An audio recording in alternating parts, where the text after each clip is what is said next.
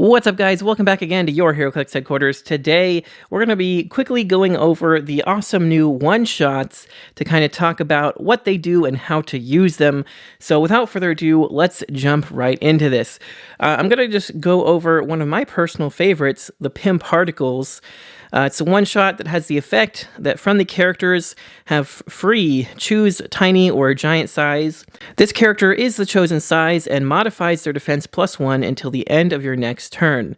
And then it says, turn this face down the first time a character uses this effect. So that little bit of text in the parentheses is important to remember, but let's take a look at the back here and see exactly how we use these new one-shot cards. So it says, one-shots. All one-shots are unique, so that's important. You can't play more than one of any of them. If you do end up with any duplicates, I would just try to trade them away to your friends or whoever for the ones you're missing. But then it goes on to say, during forced construction, you may add one or more one-shots to your sideline face up by paying their point cost. So we can see that this Pim Particles one-shot only costs 5 points to add to our sideline, and it's important to remember that it is added to your sideline, which means it is taking up a sideline slot. In a normal 300-point Modern Age game, you only get 6 of those, so you better use them wisely. If you fill it all up with one-shots, you're going to not have any room for any cool sideline active characters, and vice versa.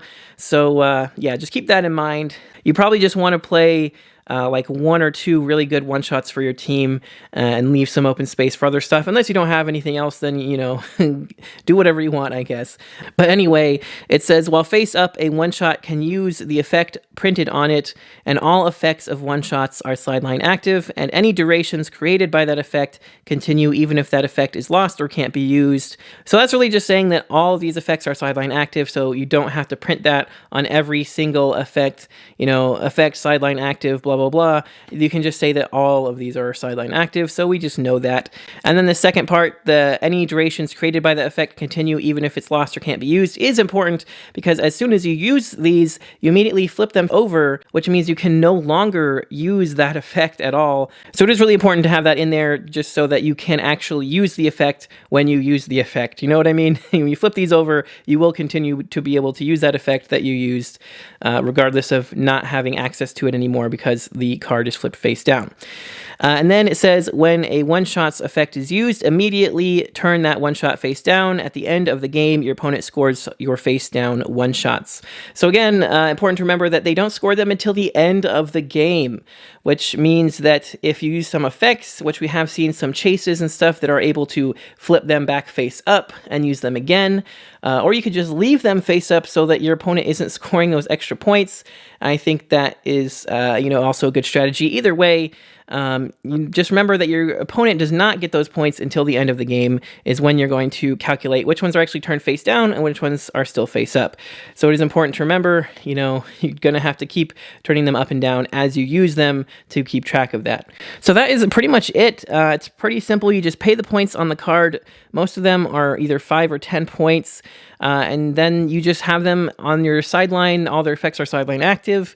And whenever you want to use their effects during the game, you just flip them over face down, show that they've been used, and you get that effect. So I think there's a lot of really, really interesting ones. Another one of my favorites is the shield throw.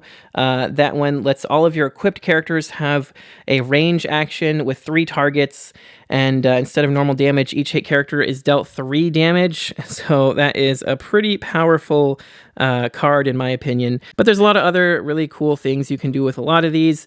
A lot of characters that we've seen, a lot of the chases with the Infinity Gauntlets get like 3 or even 6 of these Infinity Gems for free on the sideline, and as like extra, you just get to add them on for free after the fact, I think. And then you also have some of the Darkhold options that some of the Darkhold chases get to just add to your sideline for free also.